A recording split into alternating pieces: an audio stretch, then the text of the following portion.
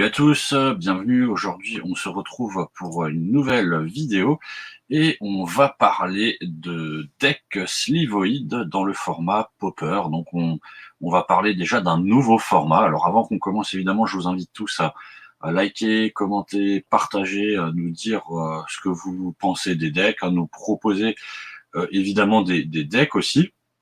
Donc, comme vous pouvez le voir sur l'image, on a pour ceux qui connaissent, la reine des slivoïdes. Donc, on va parler deck slivo sur le format Pauper. Alors, avant qu'on commence, évidemment, on va un petit peu parler des règles du Pauper. On vous a déjà parlé du format Peasant. Alors là, pour le Pauper, c'est beaucoup plus simple, hein. On garde toujours le principe d'avoir 60 cartes dans son deck. On garde le principe d'avoir un sideboard de 15 cartes, d'avoir 4 cartes au grand maximum pour chaque unité. Et par contre, le format Pauper, en fait, c'est extrêmement simple. On a 60 communes qui vont composer notre deck. Alors 60 communes ou 60 cartes qui ont été éditées en commune, hein. Vous pouvez très bien avoir des rares qui ont un jour été édités en commune et donc vous pouvez les mettre dans le deck. Pareil pour les Unco. Ce qu'il faut, c'est que il faut qu'il y ait une version commune de la carte pour pouvoir la mettre dans le deck. Et évidemment, vous avez une banlist qui est appropriée au format. Alors vous retrouverez les règles et la banlist qui seront mis en lien dans la description. Là maintenant, on va un petit peu parler justement du deck slivoïde sous le format Pauper, donc 60 cartes communes. Alors on va, comme à notre habitude, un petit peu déjà parler des différentes cartes, des présentations. Donc on va commencer par les monstres. Alors pour ceux qui connaissent, les slivoïdes sont des créatures qui ont été introduites à partir à peu près du format Tempest. Donc c'était il y a fort longtemps. Donc dans Tempest Fortress, vous avez les premiers slivoïdes qui vont apparaître, et depuis régulièrement, voilà, vous avez des nouveaux slivoïdes qui font leur apparition, mais vous avez quand même des slivoïdes qui ressortent, hein, pour si vous voulez vous faire un deck fort ou un deck de tournoi. Comme je viens de le dire, on a par exemple le slivoïde musclé. Donc pour un incolore invers, c'est une créature 1/1, mais qui fait gagner +1/+1 à tous les slivoïdes, très intéressant. On a le slivoïde de plaque qui fait gagner +0/+1 à tous les slivoïdes, qui sort pour un blanc. Donc pour un blanc, vous avez une 1/1 qui va faire gagner +0/+1, donc vous avez une 1/2. Ça, c'est intéressant. Vous avez le slivoïde prédateur qui fait lui aussi gagner +1/+1 à tous les slivoïdes que vous contrôlez. Vous avez la sentinelle slivoïde qui fait gagner la vigilance à tous les slivoïdes que vous contrôlez. Donc la vigilance, hein, ça vous permet d'attaquer sans engager vos créatures. Vous avez le Sidewinder slivoïde, donc qui fait gagner le flanking au slivoïde.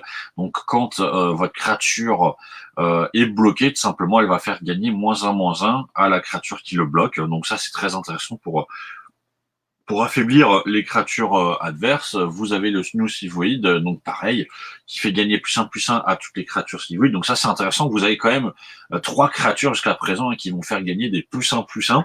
Donc ça vous fait 12 créatures qui font gagner +1/+1 à toutes vos créatures. Donc ça permet d'avoir des créatures qui vont sortir vite et qui vont devenir très fortes. Vous avez le slivoïde virulent, lui, qui va faire gagner le Poisonous à vos créatures. Donc, à chaque fois qu'il va infliger des dommages à un joueur, le joueur va tout simplement gagner un jeton de poison, et quand votre adversaire a 10 jetons de poison, il a perdu. Donc c'est un peu le même effet que dans les decks infect. Donc ça aussi, c'est très intéressant. Ça va vous permettre simplement de pouvoir finir une game assez rapidement, hein, sur une attaque. Vous avez le Winged Sliver, donc qui permet de donner le vol à vos créatures, et vous avez le Gamete Sliver qui va vous permettre simplement, en engageant un slivoïde, de créer du mana de la couleur de votre choix, donc de produire du mana. Donc ça, ce sont toutes les créatures qui forment un petit peu le deck. Ensuite, vous avez Lead the Stampede qui va vous permettre simplement d'aller chercher vos slivoïdes, hein, puisque vous allez piocher 5 cartes, et vous prenez toutes les cartes de créatures que vous allez piocher, vous les mettez dans votre main, et le reste, vous le mettez en bas de votre bibliothèque.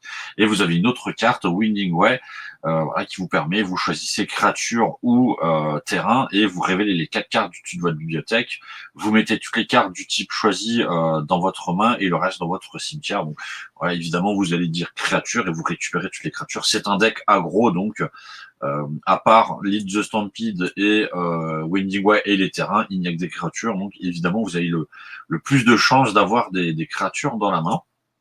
Et vous avez aussi, en termes de terrain, Stringling Grove, qui est un terrain très intéressant puisqu'il va arriver en jeu engagé. Par contre, quand il arrive en jeu, vous choisissez une couleur et vous pourrez ajouter du mana vert et du mana de la couleur que vous avez choisi. Donc ça, c'est très intéressant pour produire peut-être soit du bleu, soit du blanc, mais plutôt du bleu pour pouvoir sortir votre Winging Sliver. Donc là, on a un petit peu présenté les cartes qui formaient votre deck. Maintenant, on va un petit peu parler de la stratégie et de la composition justement du deck.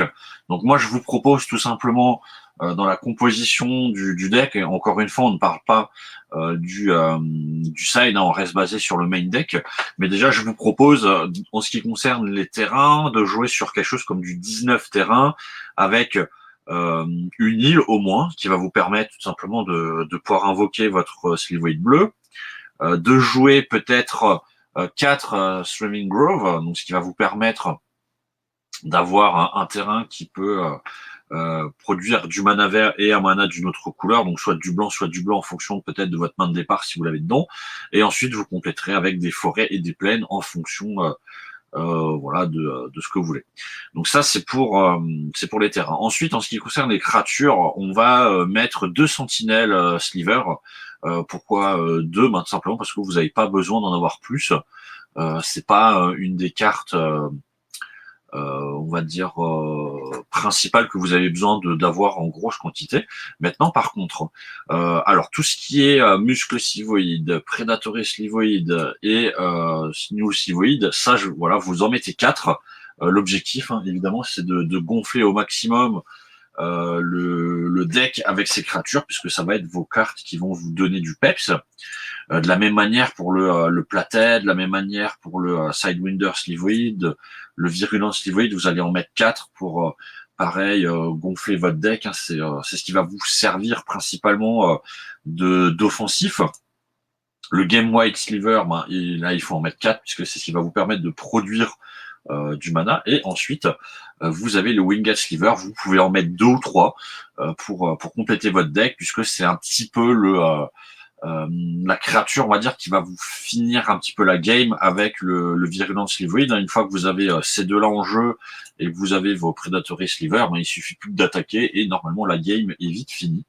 Donc la stratégie, elle est assez simple en fait, c'est essayer de poser vos Slivoid qui vont vous booster.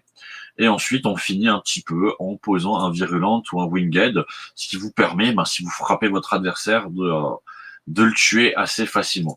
Alors ce deck, il est assez intéressant, le format Popper est assez intéressant, puisqu'au final, vous pouvez quand même faire un deck de manière, j'ai envie de dire pas trop cher, puisqu'il y a quand même beaucoup de cartes que vous pouvez vous procurer pour presque rien. Il y a des cartes que vous pourrez vous procurer pour 20 ou 30 centimes.